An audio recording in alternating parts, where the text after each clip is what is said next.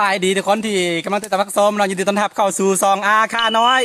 กลับมาอีกแล้วทุกคนตอนนี้เรามาปลากันทุกคนเขาคือเขาจะไปถ้าผู้ใดเคยเบิ่งคลิปก่อนๆประมาณ1 เดือนที่แล้วเนาะกับบ้านต้นไม้เนาะบ้านต้นไม้ที่เขาสร้างไว้เพื่อเป็นห้างนะห้างนังดูสัตว์เนาะนังเบิ่งสัตว์เนาะเอาเฮ็ดห้างบุญต้นไม้ไว้ทุกคนตอนนี้เขาจะไปเฮ็ดให้มันเสร็จเนาะเพราะว่าเป็นเวลาประมาณ25 วันหรือว่า25 วันเนาะที่เขาบ่ได้เข้ามาในจุดนั้นกันเนาะตอนนี้เขาสิไปเบิ่งกันทุกคนเขาสิไปเบิ่งว่ามีสัตว์มันยังผ่านไปเป็นมาบ่เนาะเพราะว่าตอนนั้นเขาไปเฮ็ดแรกๆนะเห็นเขาตัดต้นไม้มันยังบ่หรือก็เลยว่ามีกินคนมันยังบ่มันก็เลยบ่มาเนาะหรือว่ามันน่าจะมาสวนกลางคืนเขาก็บ่จักเนาะตอนนี้เขาจะไปเบิ่งกันเพราะว่าอยู่ข้างล่างมันจะมีอยู่ข้างล่างมันจะมีดินโป่งแล้วดินพงแบบที่น้ำที่เป็นแห่ธาตุเนาะก็เลยว่าจะมีพวกสัตว์มันยังลงมากินนะแต่ว่าบูฮู้ว่ามันมาเวลามันบูฮู้ว่ามันมาตอนใดเนาะเวลาใดเนาะโอเคทุกคนตอนนี้เราจะไปเฮ็ดหลังคาห้างเนาะอยู่บนต้นไม้เนาะเพราะว่าตัวพื้นมันยังเฮ็ดเรียบร้อยแล้วทุกโอเคทุกคนตอนนี้เราซีบฟอยล์ลานะทุกคนตอนนี้เราจะเดินไปเลยเดี๋ยวไปฮอตบอลที่เราเฮ็ดห้างไว้แล้วก็จะถ่ายอีกทีนึงทุกคนเราเจอกันนะ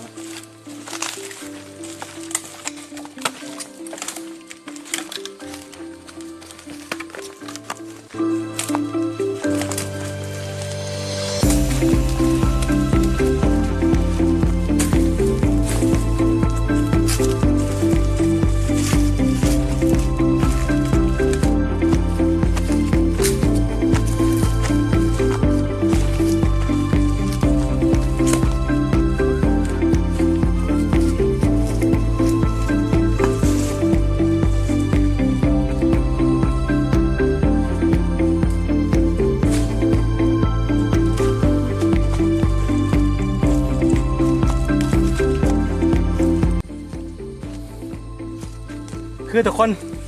ปรากฏว่ามีหมูปลากับตัวฟันยังเดินผ่านอยู่ทุกคนเพราะว่าเอาบริมาณนานนะมากินอายมันยังหรือว่าแบบตัวต้นไม้ที่เขาตัดมันยังมันจะหายไปเนาะตอนนี้เห็นมันมาอยู่เพราะมันจะมีดินโป่งหรือว่าดินโพงนะอยู่ข้างหลังนี่เนาะคือมันเป็นแห่ธาตุนั่นแหละที่สัตว์มากินเนาะโอเคทุกคนตอนนี้เขามาฮอตแล้วตะกล้องมานี่บ้านต้นไม้ของเขาเนาะตากล้องซูมเข้าไปนี่ทุกคนเห็นบ่เขาลูตอนนี้เขาสิไปเห็ดหลังคาให้มันนะนี่ทุกคนโอเคทุกคนตอนนี้เนาะเขาสิตัดเอาตัวหลังคาเขาสิเปมุ่งก็คือตัวนี้แหละใบยอดวายเนาะนี่เจ้าตัวนี้เนาะขึ้นไปแล้วก็ไปมุ่งเนาะโอเคแล้วเจอกันทุกคนคือตอนนี้เขาสิขึ้นไปบนต้นไม้เนาะเพราะว่าเขาเป็นเฮ็ดหน้าที่มุ่งหลังคาแล้วก็มีผู้หนึ่งไปตัดอันนั้นเนาะใบยอดวายแล้วก็ตัดไม้ได้เนาะเพื่อเฮ็ดหลังคาเนาะอันนี้เขาสิขึ้นไปโอเคแล้วจะถ่ายหลายๆมุมให้ทุกคนได้เบิ่งกันโอเคแล้วเจอกันทุกคนคือยังบ่ทันได้เฮ็ดขั้นใดเนาะเดี๋ยวเขาสิเฮ็ดขั้นใดขึ้นไปตอนนี้ยังบ่ทันเด้อเฮ็ดไว้แล้วก็ประมาณ9 วัน 10 วันแล้วจึงมาส่องเมืองสัตว์อีกทีนึงเนาะว่าตอนเขาเริ่มเฮ็ดใหม่ๆมันสิบ่มานะ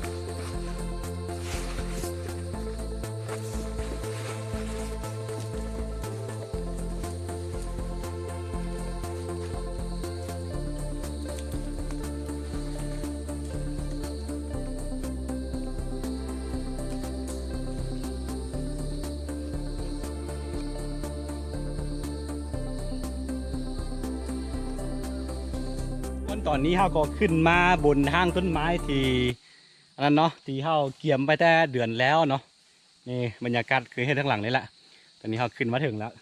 แล้วก็มีทีมงานของเขากำลังตัดไม้แล้วก็ตัดใบยอดไม้ที่เขาจะมามุ่งหลังคานี่เนาะเขาจะพาเบิ้งบรรยากาศรอบๆในบนต้นในห้างบนต้นไม้นะทุกคนโอเคเดี๋ยวสิพาเบิ้งกันนี่เนาะทุกคนหน้าตาของมันก็ประมาณนี้เนาะคือ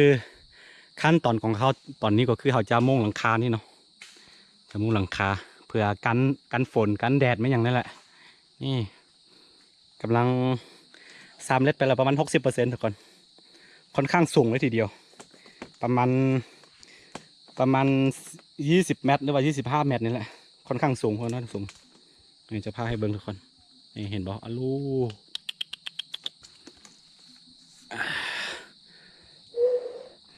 ตอนนี้เกี่ยมพร้อม มีมีดมีไฟสายทุกคน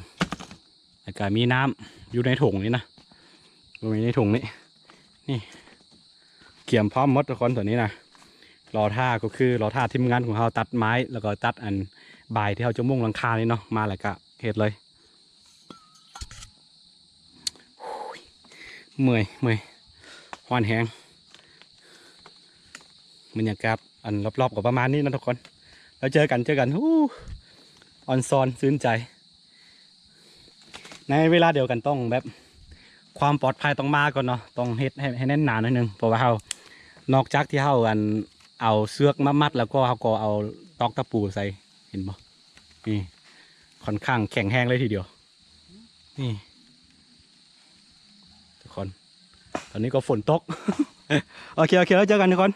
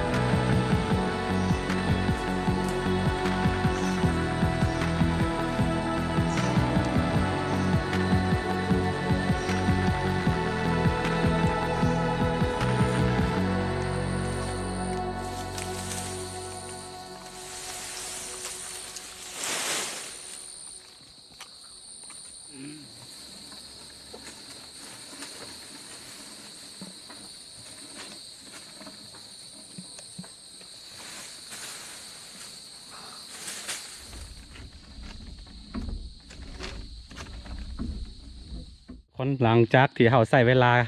นานพอสมควรเราก็ได้เอานี่ใบไม้บ้วยใบไม้ใบยอดไม้เนาะเพื่อจะมุ่งหลังคานี่แล้วก็ตัดเอาไม้ไผ่นี่ง่ายๆนึงเพราะว่าเบื้องนั้นเนาะเราจะจองหูไว้เพื่อส่องดูสัตว์เดี๋ยวเราจะมุ่งเอาหลังนี้แถวนี้เนาะแถวนี้ให้ทุกคนพร้อมหมดแล้วตอนนี้ก็คือรอท่ามุ่งอย่างเดียวทุกคนตอนนี้เราสิเฮ็ดไทม์แลปวิดีโอเนาะแล้วเป็นได้ลองติดตามให้ยาว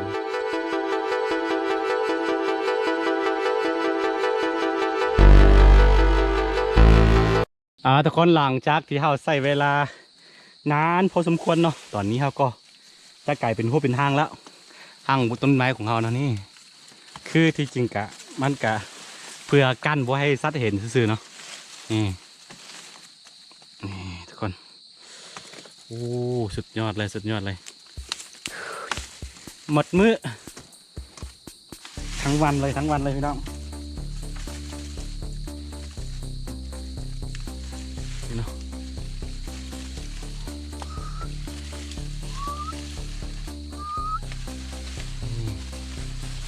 ประมาณ 90% แล้วตอนนี้นะ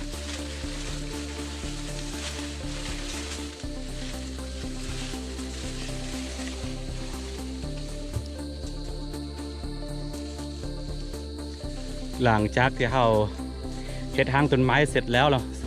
สำเร็จไปแล้วเราก็เราก็จะปะไว้มันปะทิ้งไว้ประมาณ9 วัน10 วันถึงจะมาส่องดูอีกทีหนึ่งเพราะว่าตอนนี้เนาะเราตัดไม้ตัดไม่อย่างไรกันมันจะมีกลิ่นค้นนะมันซีโบมานะ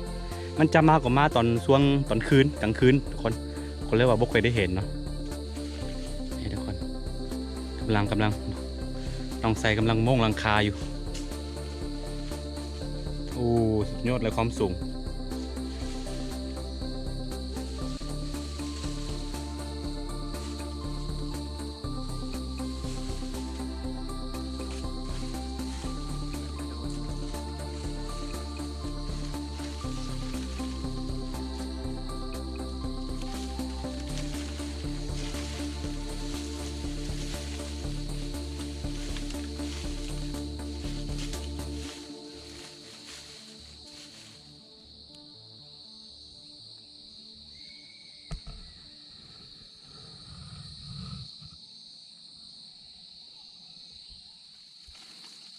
โอเคทุกคนตอนนี้ก็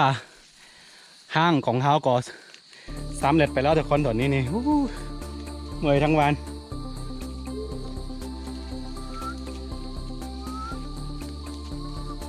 บรรยากาศรอบๆตอนแรงประมาณ5 โมงแรงแล้วตอนนี้เนาะนี่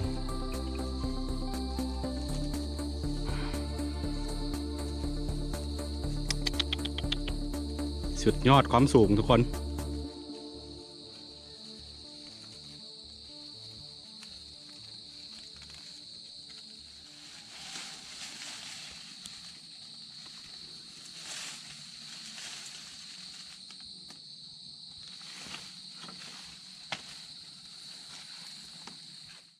คือทุกคนตอนนี้เราก็นั่งพักผ่อนอยู่เนาะบรรยากาศแรงๆฟังเสียงจักจานห้องโอ้ยสุดยอดเลยคือหน้าหนาวแบบนี้เอาเต้นมากางนอนอยู่นี่ก็ได้เลยทุกคนมันก็ปลอดภัยระดับหนึ่งนะบ่เป็นระดับหนึ่งแหละ มันก็ปลอดภัยพอสมควรเนาะถ้ามันประมาณ4 คนเนาะ4 คน5 คนน้ำหนักหับได้อยู่ให้ทุกคนมีแต่ว่าตัวนี้ขั้นสมมติเอาตัวนี้มันโดกแล้วก็เขาก็เปลี่ยนมันอีกทีหนึ่งหรือว่าเอาห้องใส่อันนั้นเนาะพื้นอีกทีหนึ่งเนาะมันก็พอดีเลยนี่สุดยอดทุกคน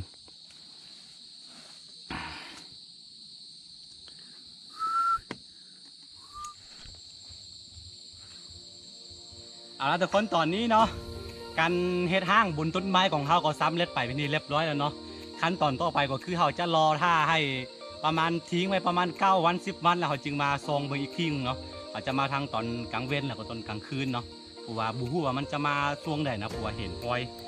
ของมันบอกว่าตัวจะเป็นหมูป่าหรือว่าตัวฟานตัวเก้งนั่นแหละไม่อย่างหลายๆชนิดเนาะเห็นเดินผ่านไปมาอยู่เนาะเดี๋ยวอีกทิ้งไว้ประมาณ9 วัน10 วันแล้วเขาจึงมาเบิ่งอีกทีนึงเนาะทีนี้ก็ใส่แห้งงานไปนี่หลายชั่วโมงเติมเนาะเก็บไปประมาณ5-6 ชั่วโมงโอเคทุกคนสำหรับคลิปนี้ก็ซีมีประมาณนี้เนาะคันบ่ได้มักแล้วก็อย่าลืมกดไลค์กดติดตามซองอาคาน้อยเนาะเพื่อบ่ได้พลาดวิดีโอใหม่ๆจากซองอาคาน้อยเนาะแล้วก็ขอสำหรับผู้ที่เข้ามาใหม่เนาะอย่าลืมเข้ามาเบิ่งเลยก็อย่าลืมกดติดตามหรือว่ากด Subscribe ให้ด้วยเนาะเพื่อบ่ได้พลาดวิดีโอใหม่ๆเนาะเวลาไปเกินไปเป็นอย่างก็จะลงเป็นอย่างเนาะก็จะได้เห็นเนาะโอเคแล้วเจอกันใหม่ในคลิปหน้าทุกคนสบายดีบาย